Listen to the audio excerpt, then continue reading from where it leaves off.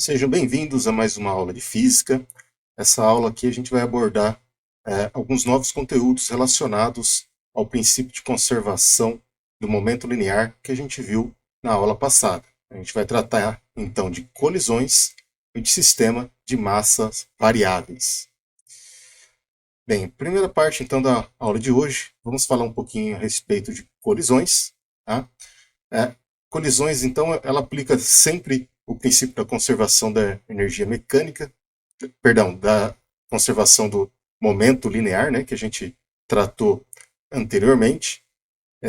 E é um conceito aí bastante importante. Ele tem uma grande aplicabilidade, principalmente aí para quem tem interesse na parte de perícia, né? Seja a perícia automobilística ou no caso aí perícia balística, né? Quem trabalhar com essa parte aí da área policial, ele tem uma aplicação aí bastante importante, tá? Para esses temas, tá? E a gente vai falar um pouquinho disso aqui nessa aula de hoje. Bem, a primeira parte então que a gente tem interesse é quando a gente está falando de colisões, é uma colisão simples, né? Uma interação aí entre dois corpos, seja então um corpo com uma determinada velocidade que atinge um outro corpo que pode estar parado ou em movimento também, tá? E essa interação então ela ocorre de maneira que ela seja devido a uma força, né, que interage ali entre esses dois corpos, que ocorra num intervalo de tempo muito pequeno, tá? Bem, qualquer outro tipo de força que possa estar agindo nesses dois sistemas aí, por exemplo, esses dois partículas, né, faz então com que elas sejam desprezadas, tá? E eu vou considerar então somente interação entre esses dois corpos, ou seja, a força que possa existir aí devido a esse tipo de interação. Bem, nesse tipo de situação, então, a gente pode imaginar aí como exemplo, tá, dois carros, tá? E vamos supor então que esses dois carros aí, cada um deles se movimentando com uma determinada velocidade, e eles acabam se colidindo. Bem, a gente viu ali que para esses carros se movimentarem está associado a uma quantidade de movimento, tá? Ou uma quantidade de momento linear, o que significa então que durante esse processo de colisão, então, tá? A interação entre eles vai ter que ter como uma resposta uma conservação dessa quantidade de momento linear. Dessa maneira, então, eu posso interpretar da seguinte maneira. Vamos supor que meu carro verde seja o carro 1 e o meu carro azul aqui seja o carro 2. Eu vou ter então que, inicialmente, antes da colisão, meu carro 1 vai ter um momento, mais o momento do carro 2, ou seja, o sistema desses dois carros, então, aqui, ele tem um momento total que estaria associado ao centro de massa do movimento desses dois veículos, tá? Que vai ter que ser igual, após uma dada colisão, ao momento final do carro 1 mais o momento final do carro 2, carro azul. Tá?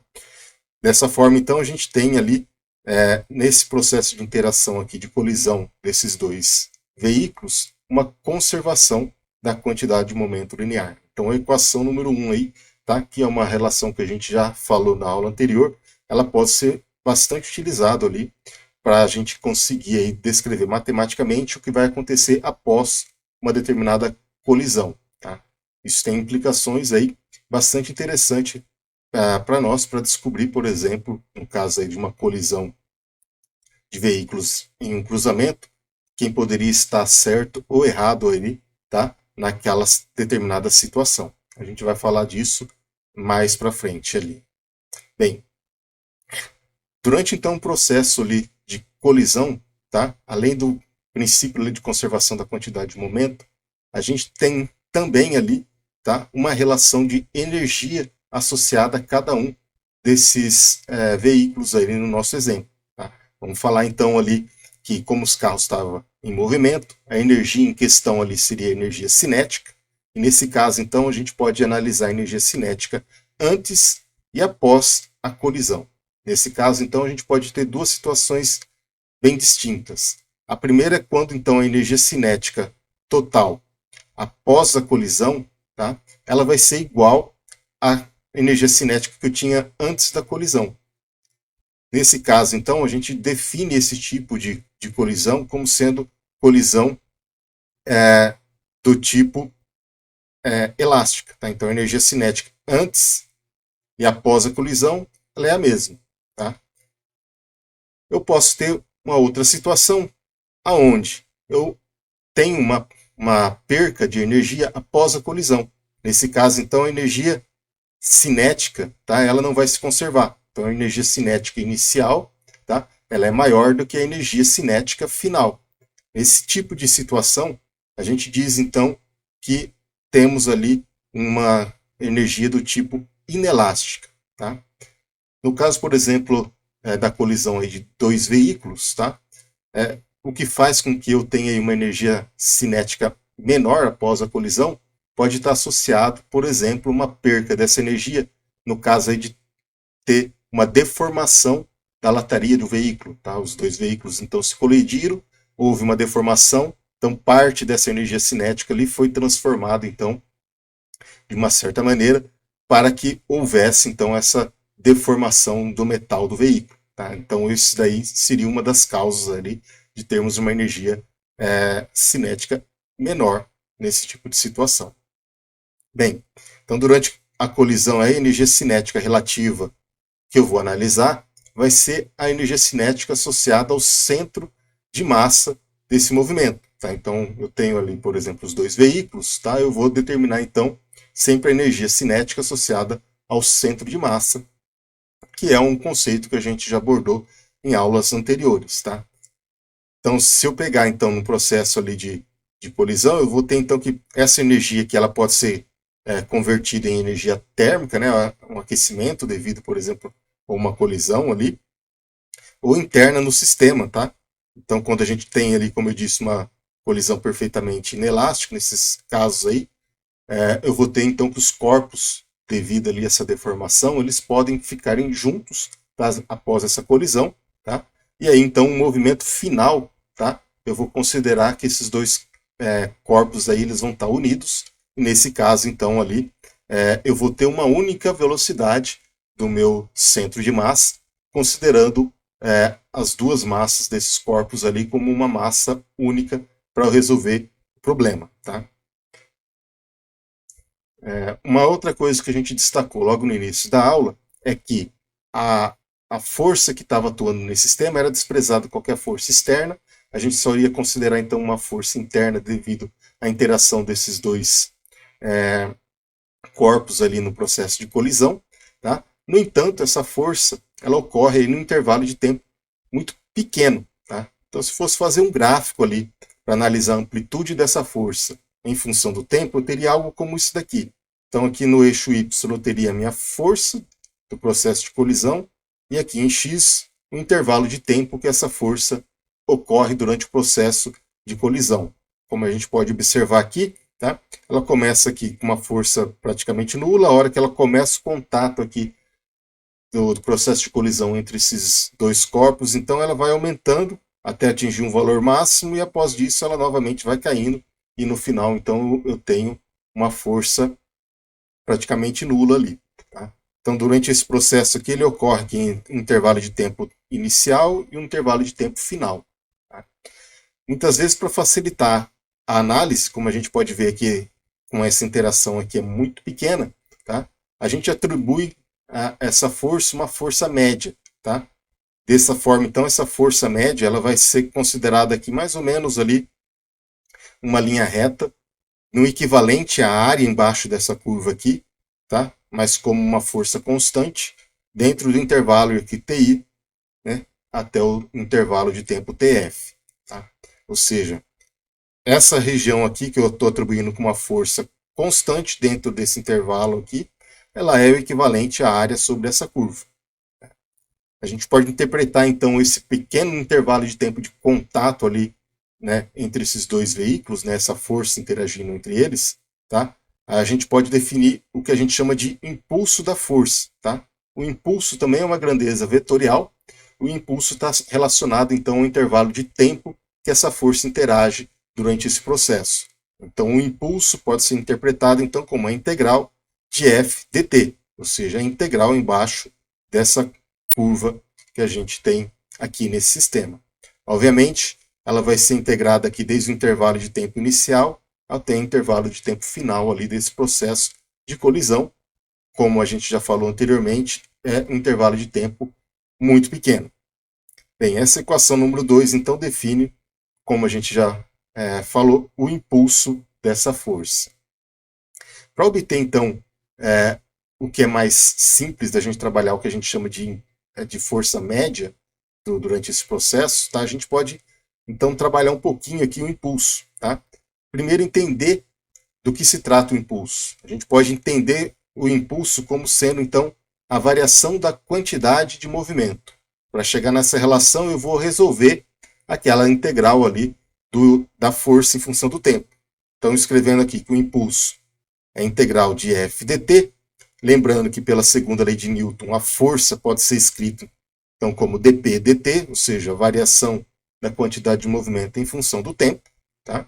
Portanto, eu posso aqui cancelar o dt e o dt aqui.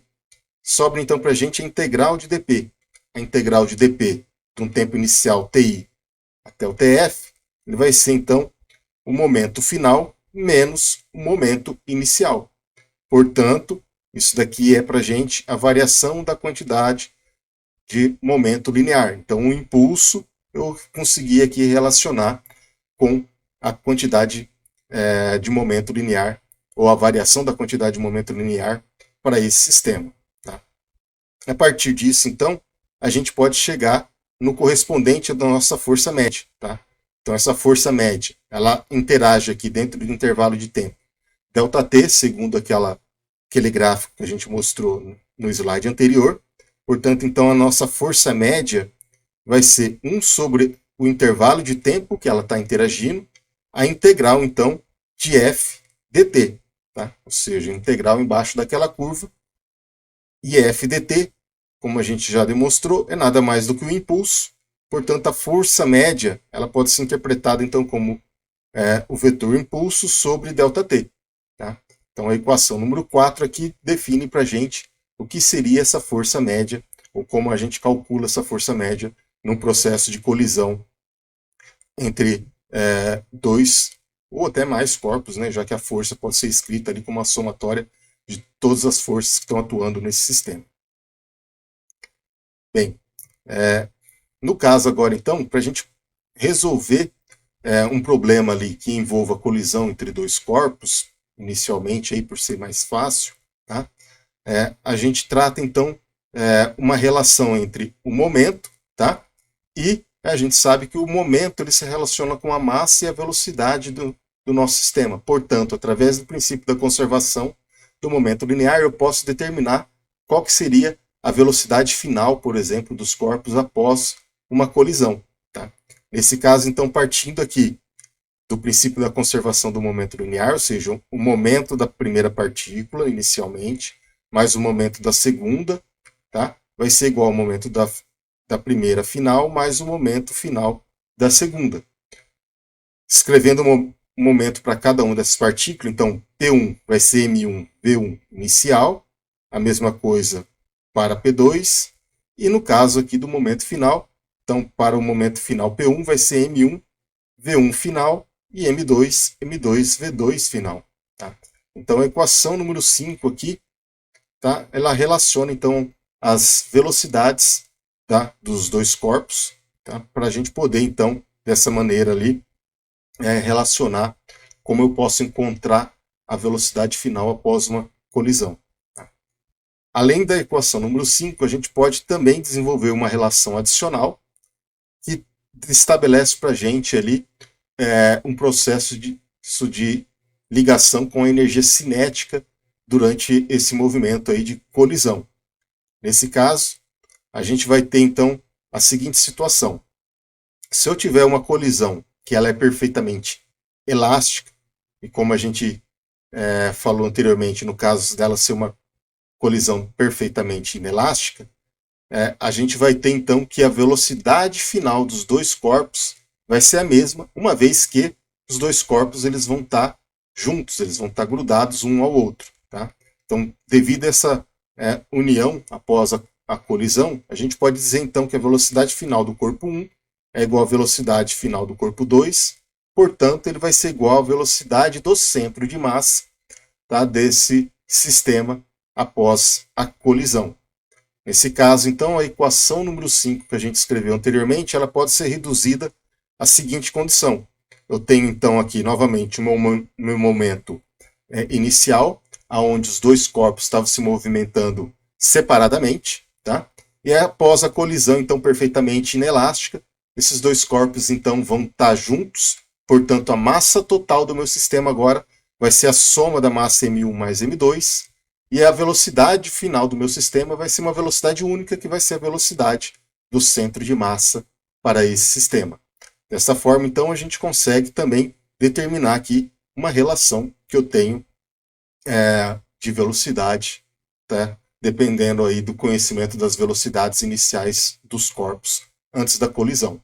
A equação número 6, então, seria uma equação ali para exprimir para a gente ali uma colisão do tipo perfeitamente inelástica, enquanto a equação número 5 seria uma colisão elástica. Bem,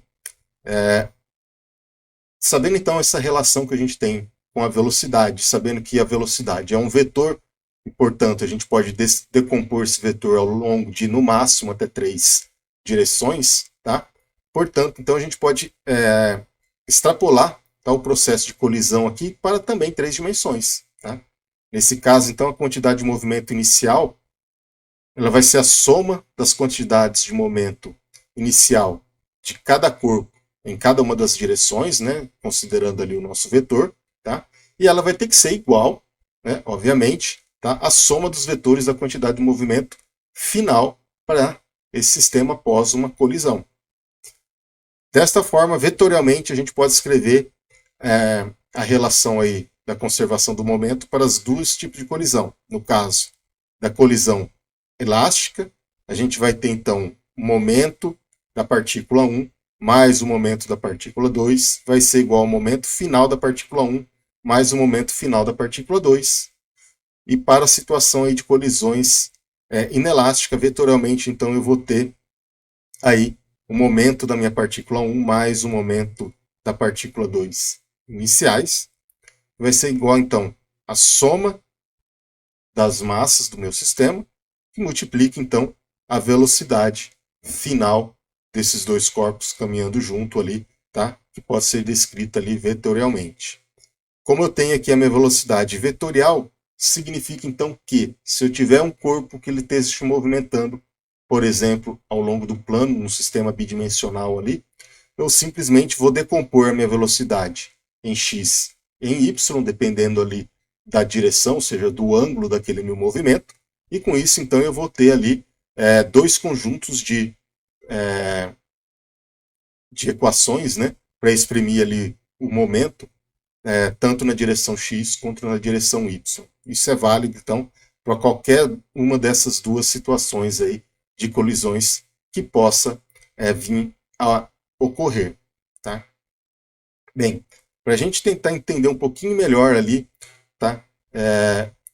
Como que é esse princípio ali de conservação do momento, né? E como que a gente pode aplicar isso no processo de colisão, é muito comum a gente utilizar ali um exemplo do que é conhecido de pêndulo de Newton. Tá? Esse pêndulo de Newton foi realmente desenvolvido ali por Newton justamente para expressar ali esse princípio de conservação.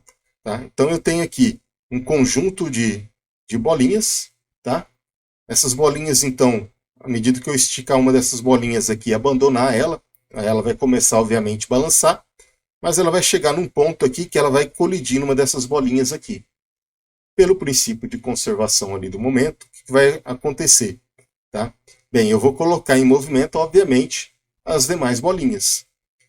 Só que a gente tem uma relação aqui. No caso do pêndulo de Newton, todas essas bolinhas elas têm massas iguais. Tá? E se trata também de um processo aí de colisão elástica, né? Ou seja, após a colisão, cada uma dessas bolinhas elas vão se movimentar em sentidos separados. Mas como elas têm massas iguais, o que vai acontecer? vai acontecer que, pelo princípio de conservação do momento, o momento da primeira bolinha aqui que eu abandonar, a hora que ela colidir na segunda, ela vai transferir esse momento para ela. Por consequência, essa segunda aqui ela vai transferir esse momento para a terceira, para a quarta, e por fim aqui ele chega na quinta, e aí sim, essa quinta então ela vai adquirir uma velocidade e ela vai começar a se movimentar. Tá? Ela vai subir até um determinado ponto, ou seja, essa energia que ela ganhou aqui, cinética, ela vai se converter em energia potencial, ela chega numa determinada altura, ela volta a cair de novo, colide aqui, e esse processo então de transferência de momento ocorre tudo novamente até essa última bolinha aqui. Tá? Então a gente vai ver aqui experimentalmente o que está acontecendo aqui se eu fizer isso.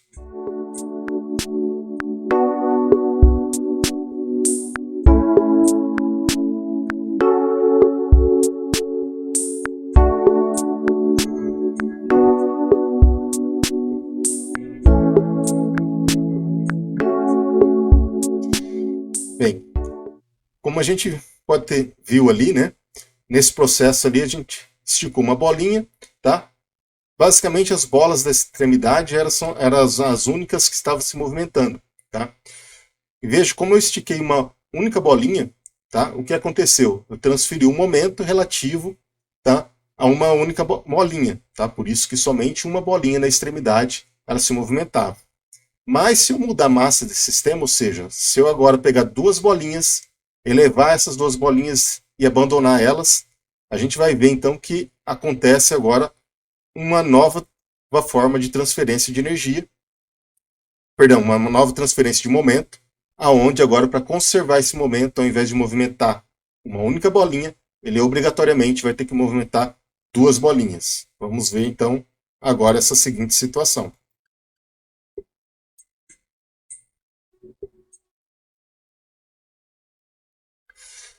Bem, então nesse exemplo aqui do pêndulo simples, que é para exemplificar ali a transferência de um momento de uma situação para outra, ou seja, do inicial para o final, a gente vê então que ele obedece ao princípio de conservação do momento linear, tá?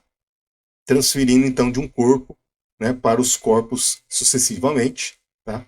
Mantendo, obviamente, ali tanto a velocidade e a massa desse sistema, tá? Por ser um processo aí de colisão elástica. Se fosse inelástico, obviamente eu ia ter uma perda aí de energia associada, tá? E muito provavelmente o comportamento seria diferente no caso aí do pêndulo de Newton, tá bom? O próximo tópico que a gente vai tratar nessa aula, ele está associado também ainda a um princípio de conservação aí de momento linear, mas ele trata agora de sistemas de massa variável, tá? Então até agora todo o processo que a gente estava trabalhando, desde lá da cinemática, todo o corpo que a gente estudava, a gente considerava como a massa dele sendo imutável. Tá? Ou seja, ele tinha um movimento e essa massa nunca mudava durante esse movimento. Isso daí, então, não corresponde muitas vezes ao caso real. Por exemplo, se você for pegar seu carro, tá? À medida que você vai andando com o seu carro, você vai queimando combustível e, obviamente, tá? O tanque vai esvaziando e, consequentemente, você está perdendo massa. Tá? Então, esse é um processo que a gente pode exprimir ali como um sistema com massa variável. Pode ser que essa quantidade de massa que ele perca aí seja desprezível para esse tipo de movimento, que a gente considera, por exemplo, no caso ali do estudo de cinemática, mas há sistemas onde essa perca de massa ela é algo bem considerável. Por exemplo, no caso aí de lançamento de foguetes. Tá? Se eu estiver lançando um foguete, boa parte da massa desse foguete está associada ao combustível dele. E esse combustível, então, é queimado ao longo de todo esse processo. Isso faz, então, que esse movimento aí, ele sofra uma alteração no estudo desse movimento, como a gente vai ver de agora em diante. Tá? Então, como eu disse, até o momento a gente considerou ali que a massa total do sistema ali era sempre constante. Tá? E agora, então, a gente vai começar a fazer um estudo de sistemas que variam essa massa em função do tempo, como é o caso aqui do foguete. Tá? Então, à medida então, que esse foguete vai adquirindo altitude, tá? Ele vai queimando esse combustível E, obviamente, a queima desse combustível aqui faz com que ele vai ficando cada vez com uma massa menor, tá?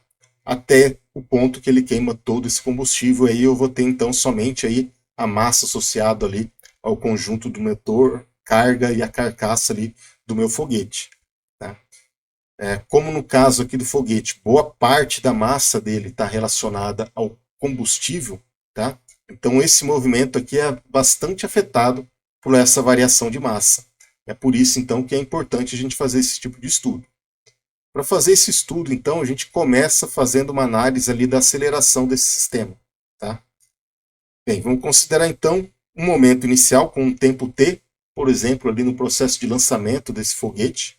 Tá? Então ele vai ter ali, nesse início, uma massa total, que eu considero a massa do foguete mais a massa do combustível. E logo no início, então, ele é projetado ali para cima com uma determinada velocidade v. Tá?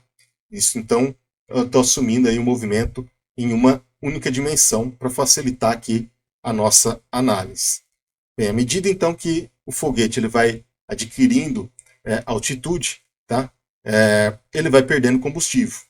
Então, o que acontece, então, que essa parte azul aqui representa, então, a parte do tanque dele ali que está queimando combustível, ele está perdendo esse combustível, que significa, então, que ele está perdendo massa. É lógico, essa massa ela não é perdida de uma hora para outra, ela ocorre ao longo de um determinado tempo. Então, eu tenho uma variação de massa aqui infinitesimal dm, que depende do intervalo de tempo dt.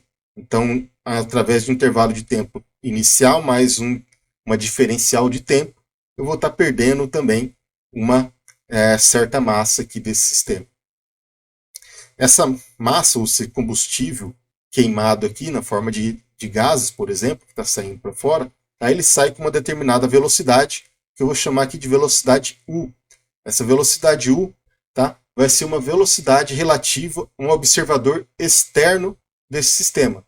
Por exemplo, a gente observando o lançamento desse foguete aqui do solo. Tá? Então, essa queima de combustível aqui, ou essa perda de massa dm, ela sai com uma velocidade U do nosso ponto de vista aqui do solo.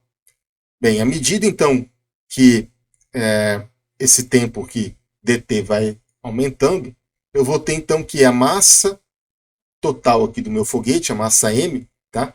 Ela vai ser incrementada aqui de um dm, nesse caso aqui esse dm vai ser obviamente negativo, como estou escrevendo uma diferencial dele, né? Portanto, ele vai estar perdendo massa. Se ele está perdendo massa, e essa massa aqui está sendo responsável para impulsionar esse foguete, o que vai acontecer é que a velocidade inicial que ele tinha vai aumentando gradativamente, portanto, ela vai, em função de um intervalo de tempo dt, sofrendo um acréscimo de velocidade dv. Essa, então, é a análise que a gente vai ter. Então, à medida que o foguete vai perdendo massa, ele vai ganhando velocidade. Assim, então, a gente pode escrever então, que m é a massa total do meu sistema, ou seja, a massa levando em consideração foguete mais o combustível que ele está levando. Tá? dm, então, é a variação de massa sofrida, ou seja, a perda de combustível que esse foguete está tendo, que nesse caso, essa quantidade dm ali ela vai ser negativa, tá? Ou seja, o meu foguete está perdendo massa. U maiúsculo é o que a gente chama então da velocidade da massa em relação ao nosso referencial de inércia, ou seja, a gente na Terra. V maiúsculo é a velocidade inicial de todo o sistema, ou seja, do foguete em si. E dv, então, é esse acréscimo de velocidade que ele ganha toda vez então que ele está perdendo uma quantidade dm de massa. Tá? Bem, nesse caso, então, para a gente relacionar o movimento desse sistema, nenhuma das relações ali de cinemática que a gente estudou em aulas anteriores, elas seriam aplicáveis aqui, porque nenhuma dessas relações ela incluía a massa do sistema. Mas a gente pode aplicar aí o princípio da conservação do momento nesse sistema para a gente poder resolver ele. Tá? Uma vez que está relacionado a velocidade do foguete, tá? E a massa do foguete e a massa do combustível que ele está perdendo, bem como a velocidade com que esse combustível é queimado, tá? Então a gente pode descrever aqui que o momento inicial, né, que precede aí o lançamento do foguete, vai ter que ser igual ao momento final em um determinado intervalo de tempo que a gente queira aí determinar a velocidade para esse foguete. Tá? Nesse caso, então, o momento inicial vai ser a massa vezes a velocidade do meu foguete no início do movimento ainda. Tá? E no caso aqui do momento final, para um intervalo de tempo t qualquer aqui, ele vai ser, então, o momento do combustível, nesse caso a massa e a velocidade do combustível, como é intervalo de massa, perdão, como é um infinitesimal de massa, então ele vai ser um dm, que multiplica então a nossa velocidade com que essa massa ela é perdida, é menos dm porque, como a gente falou, a massa então ela está decrescendo nesse caso, tá? E o momento do foguete mais o restante, ou menos, né, a massa que ele perdeu, tá? Nesse caso, então, eu tenho aqui a parte laranja aqui, que teria a velocidade dele, seria a massa do foguete, mais o dm, ou o quanto que ele está perdendo de massa, nesse caso aqui, vezes a velocidade desse sistema, que nesse caso vai ser a velocidade do foguete, mais nesse intervalo de tempo ΔT aqui, o acréscimo de velocidade que eles sofreram pela queima de combustível, mais um dV. Tá? Então essa relação número 7 aqui, ela é, então, o princípio de conservação do momento para o caso aqui de um foguete tá sendo lançado, que está queimando combustível nesse processo. Tá? Bem, a gente pode então fazer uma análise agora que pode simplificar aquela equação número 7 ali, tá? Fazendo agora uma análise da velocidade, não da velocidade do ponto de inércia, ou seja, analisando a velocidade do nosso ponto de vista na Terra, mas fazendo a análise da velocidade do ponto de vista do foguete ali, tá? Durante o processo de lançamento.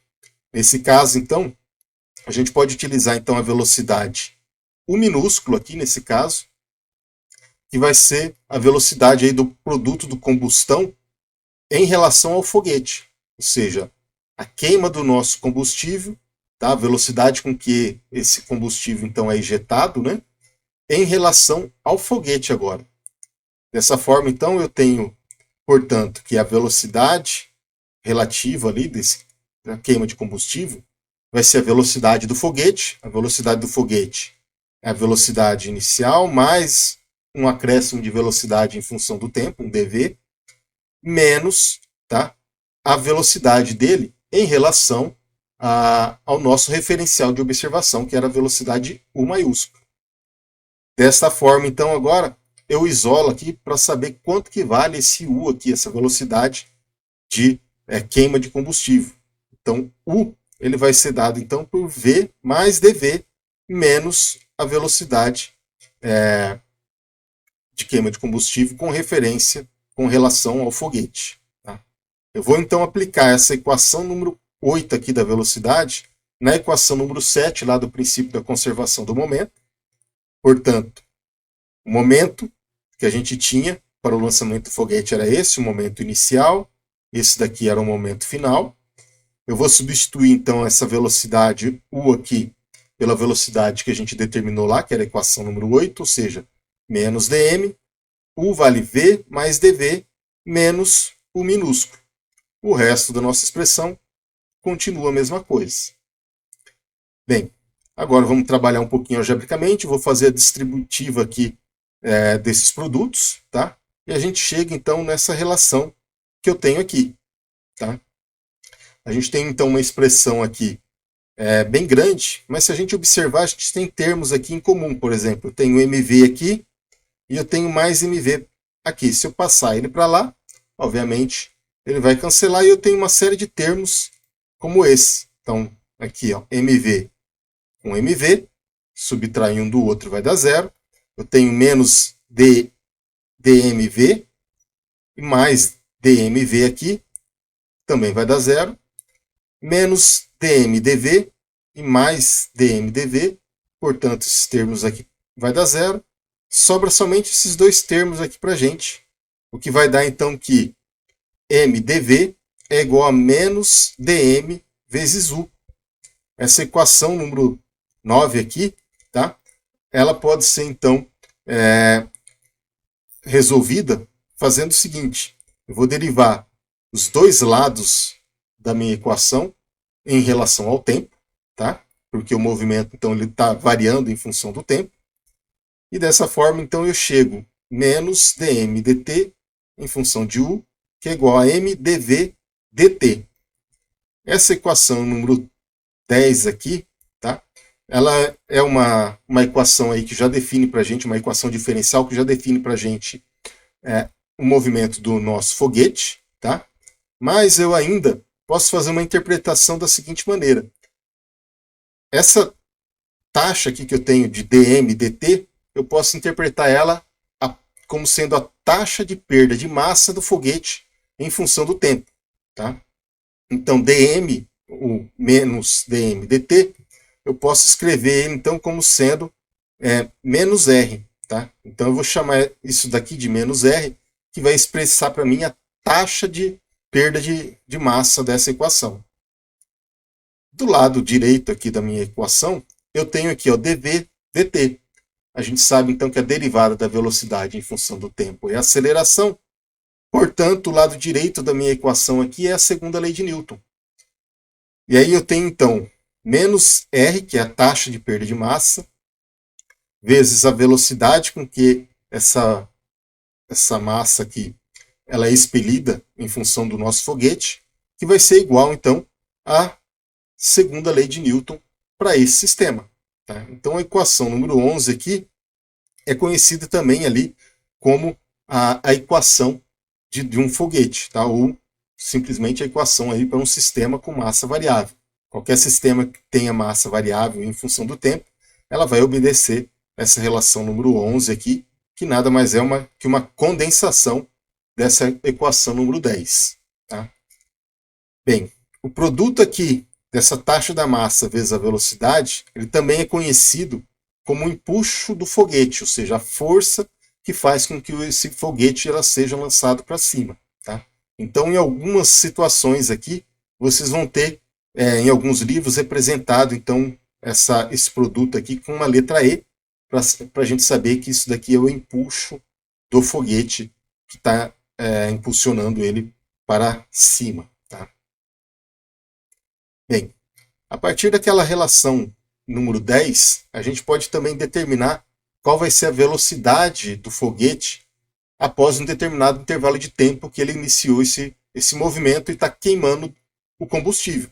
Ou pelo menos até a queima total desse combustível, a gente consegue ali calcular a velocidade desse foguete. Tá? Então, a partir da equação número 10, que é essa relação aqui, tá?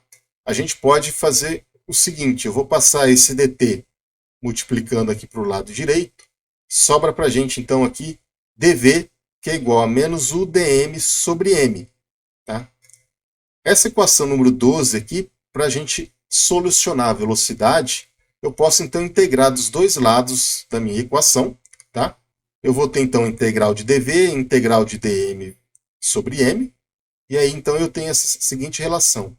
A integral de dv vai ser da velocidade inicial do projétil, do foguete, até a velocidade final, que é igual, então, a menos a velocidade com que o combustível é lançado em relação ao foguete. Como essa velocidade aqui ela não tem dependência da massa, eu posso tirar ele fora da integral, como eu fiz aqui. Eu vou integrar, então, de dm sobre m, da massa inicial do foguete até a massa final dele, dentro desse intervalo de tempo, obviamente, que eu quero calcular ali essa perca de massa.